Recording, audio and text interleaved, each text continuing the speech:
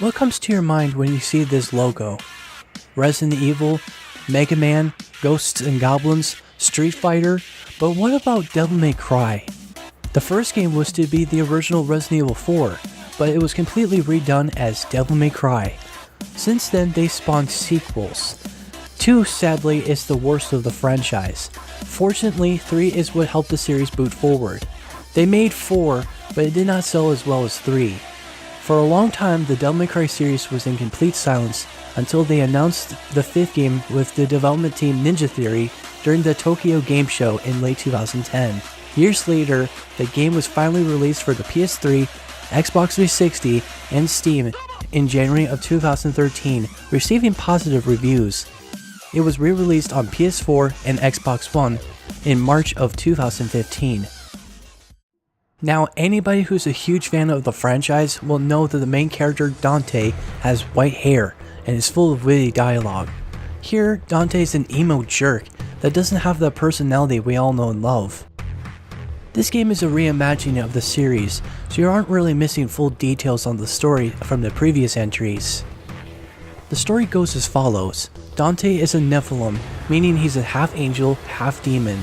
Which is kinda strange because on the back of Devil May Cry 1, he's characterized as a half-human, half-demon.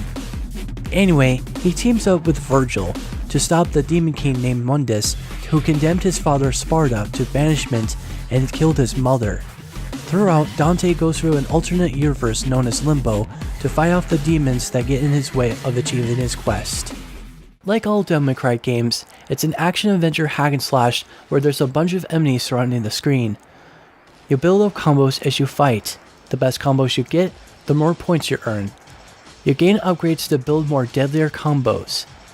The red orbs are used to shop for items that can be useful later on. At the end of each stage, you are ranked depending on how well you perform. Every so often, the game will throw in a boss fight. You do get various weapons to make the gameplay more compelling and fluent than ever before. There's also Devil Trigger, which is useful for boss fights. You are basically more powerful on Devil Trigger than your normal self. Can we talk on how amazing the graphics look? For a game that came out in the 7th generation, it looks really impressive. Even emo Dante looks well detailed. If I can think of some cons, it will have to be that the characters aren't really likable. Loading times are another issue. It's so annoying just to wait for the game to start. In conclusion, for a Devil May Cry game, it's a lot of fun.